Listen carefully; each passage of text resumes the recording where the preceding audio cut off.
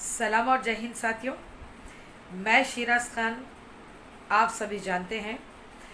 बहुत ही सोच समझकर मजबूर होकर हमें इस इश्यू के ऊपर बात करने की ज़रूरत पड़ी। एक तरफ एक खातून है और दूसरी तरफ एक ज़ईफ़ इंसान है, सीनियर सिटीज़न है।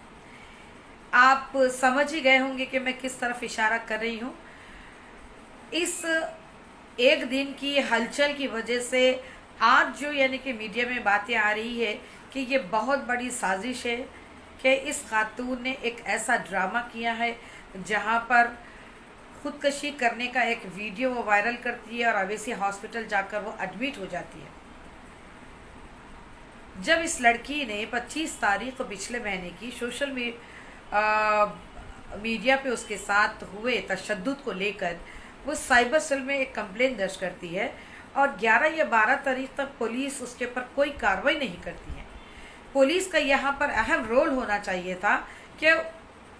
उस खातून के कंप्लेंट को लेकर इन्वेस्टिगेट करें और जहाँ पर ये सीनियर सिटीज़न सैयद सलीम को जो बुनियादों पे अरेस्ट करना या रिमांड करने की अगर फ्रेम करने के चार्जेस अगर वहाँ पर कंटेंट्स नज़र आ रहे थे इन्वेस्टिगेशन में तो ज़रूर वो कर देना चाहिए। लेकिन आप देखिए कि उस खातून ने ये बताया है अपने वीडियो में कि मैं बहुत मजबूर हूँ, बहुत परेशान हूँ, घर वालों की बर्बादी में जीते जी नहीं देख सकती क्योंकि एक शख्स है उसे बहुत ही वाहियत तरीके से उसे बदनाम कर रहा है और उसकी एक बच्ची भी है जो कल के दिन घर दूसरों के घर जाने वाली है। बहुत सारी ऐसे बातें थे तो जहाँ पर वो ज़िम्मेदार पुलिस डिपार्टमेंट को भी बताती है कि पुलिस खामोश है, उसकी शिकायत के ऊपर कोई एक्शन नहीं लिया जा रहा है। तो मैं समझती हूँ कि आज ये जो चीज़ें हुई हैं, एक तरफ लोग कह रहे हैं कि ये साजिश है, इसमें कोई सच्चाई नहीं है, लेकिन मैं सवाल ये करना चाहती हूँ कि नाहिदा कादरी जैसी खातून जहाँ बेबाकी से हर शोबे में घुसकर काम करने वाली औरत क्यों बेबस हो गई, क्यों लाचार हो गई? क्या हकीकत में वो सुसाइड करना चाहती थी? क्या इतना बड़ा जुल्म बर्पा हो रहा था कि वो खुद नहीं लड़ सकती थी या अपनी लड़ाई को वो हार चुकी थी, या क्या उनके साथ नहीं हो रहा था कि जो इस तरीके का वीडियो एक बनता है जिसके ऊपर पुलिस हरकत में आती है और जिसमें असद अवैसी एमपी साहब का भी इन्वॉल्वमेंट बताया जा रहा है कि उस ट्वीट को रीट्वीट किया गया था, जो पुलिस कमिश्नर साहब को टैग किया गया था या सोशल मीडिया पे आया था। सच्चाई क्या है हमें भी नहीं मालूम है, लेकिन एमआईएम पार्टी का इन्वॉल्वमेंट है। ये बताया जा रहा है कि सलीम साहब की गिरफ्तारी में और उनके ऊपर बेबुनियाद इल्ज़ामों को फ्रेम करने के लिए। अगर हम ये देखें कि अगर एक खातून मजलूम थी तो पुलिस क्यों इनके ऊपर एक्शन नहीं ले रही थी? क्या पुलिस को वक्त नहीं था? क्या पुलिस के पास औरतों के लिए यानी कि इंसाफ के लिए आई गई मजलूमा के लिए उनके पास वक्त नहीं है?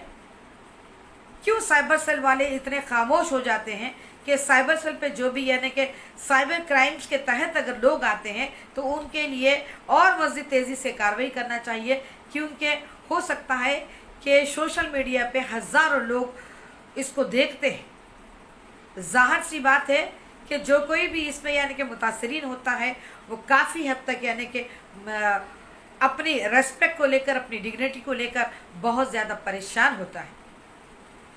25 तारीख को गया हुआ कंप्लेंट के ऊपर पुलिस एक्शन नहीं लेती है, पुलिस खामोश रहने की वजह से, और ये सैयद सलीम नामी शख्स को वजूहात बनाते हुए ये सुसाइड करने का एक वीडियो भेजती है जिसके ऊपर पुलिस हरकत में आती है और चंदनगुट्टे पुलिस दबीरपुरा पहुंचकर सैयद सलीम समाजी कारकुन के घर जाती है और वहाँ पर निकालती है। तो वहाँ का जो मंजर आप सभी ने देखा है कि एमआईएम के लोग, कुछ लोकल कॉपरेटर्स से लोग, सारे लोग मिलकर इतनी वाहियत गालियों से उस इंसान को नवाजते हैं और महसूस ये हो रहा था कि अगर सलीम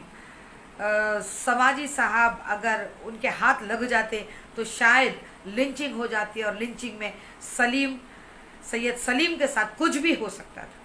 पुलिस की मौजूदगी में इतना दहशाना माहौल वहाँ पर होता है कि पुलिस भी बेबस हो जाती है और पुलिस लोगों को कंट्रोल नहीं कर पाती है। दूसरी तरफ जब उनको रिमांड के लिए भी लेकर जाता है चंदनगुट्टा पुलिस स्टेशन में, तो हम क्या देखते हैं कि भारी बंदोबस्त, पुलिस का बंदोबस्त ऐसा होता है कि 15 से 20 पुलिस वाले बहुत ही सेफ्टी के साथ, सिक्योरिटी के साथ सैयद सलीम को गाड़ी में बिठाते हैं और एमआईएम के लोगों से बचाते हुए उस गाड़ी को यानी कि बाहर निकालते हुए रिमांड की कार्रवाई को अंजाम देते हैं। तो अगर हम जायज़ा लें कि ओल्ड सिटी में हो क्या रहा है, क्या पुलिस एमआईएम के कब्ज़े में है या पुलिस को एमआईएम का पार्टी का डर है, असद अवैसी और अकबर अवैसी का या उनके कॉपरेटर्स का डर है, या नहीं तो वहाँ की जहालत से पुलिस डरी हुई है? सवाल बहुत उठता है। लिहाजा मैं अंजनी कुमार साहब से और डीजीपी साहब से हाईली रिक्वेस्ट करती हूँ कि ऐसे मामलात को आप बिल्कुल भी लापरवाही से ना ले, क्योंकि आज पुलिस खामोश रहने से ये वाक़या पेश आया है। उस औरत का यही कहना है, और जहाँ पर दूसरी तरफ जब आपके इन्वेस्टिगेशन में ये सारी चीज़ें खुल कर आती है तो हम तभी अंदाज़ा लगा सकते हैं कि हकीकत क्या है, सच कौन है और झूठ कौन कह रहा था, और कौन किसके खिलाफ ये साजिश रचा था, कौन किससे बदला ले रहा था। क्योंकि सैयद सलीम नामी शख्स एमआईएम पार्टी में पिछले 20 साल काम कर चुके या 30 साल काम करके वो पार्टी छोड़ चुके थे, और नाहिदा कादरी को एमआईएम की मेंबर बताया जा रहा है। ये सारी की सारी साजिश रची गई है, यही चीज़ें बाहर आ रही है। तो हम ये चाहते हैं कि इंसाफ यकीनन होना चाहिए, पुलिस को सख्त कार्रवाई करना चाहिए, जो मजलूम है उसका साथ दे और जो मुजरिम है उसको सलाखों के पीछे डाले।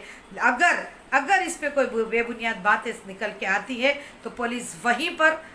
दोबारा तरीके से इसको इन्वेस्टिगेट करे और हक़ाइक़ की बुनियाद के ऊपर कार्रवाई को अंजाम दे। एक आखिरी मैसेज मैं ये देना चाहूँगी कि नाहिदा कादरी जैसी शख्सियत या खातून जो बेबाक है, जो ब्रेव या बोल्ड मानी जाती है, वो सुसाइड का इक़दाम कर कर आज के समाज में, हैदराबाद में एक ऐसा मैसेज छोड़ जाती है कि बहुत ही नाकाबिल बर्दाश्त है। क्योंकि आज तशद्दुद या घरों के जो मामला थे, घरेलू जो मसाइल है, उसके ऊपर शायद और मज़ीद आगे ऐसे इक़दाम हमारी ख़वातीन, माएँ, बहनें ना उठाएं, क्योंकि पुलिस